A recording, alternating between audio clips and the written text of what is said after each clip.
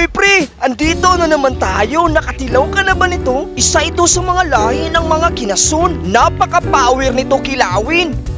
Ito ay tinatawag na manok-manok, kung sa Ingles naman ay chicken-chicken.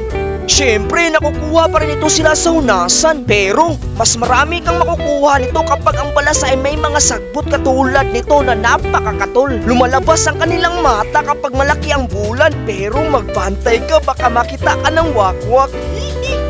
Ganito lang ang pagkuha nito. Una, dapat may ispat ka. Pangalawa, dapat alam mo ang kanilang mga mata. Kapag naispatan mo ang kanilang mata ay sumisidlak ito na parang bulawan. Medyo malibat talaga ang mata mo sa pagpangita ng kanilang mata, pero sa madugay maanad ka na. Ito naman kung paano lutuin. Maraming putahe ang pwede mong mahimo nito pre. Pwede mong tunuan katulad nito. Napaka-power ang sabaw nito pre. Kapag may tuno, mapapakambras ka talaga ng maraming bahaw. Pwede mo rin itong adobo. Kunin mo muna ang kanilang uno, tapos gisahin mo, lagyan mo ng oyster sauce, ayos na. Napakalami nito kapag nilagyan mo ng sili pre, at saka mais na luto, quality.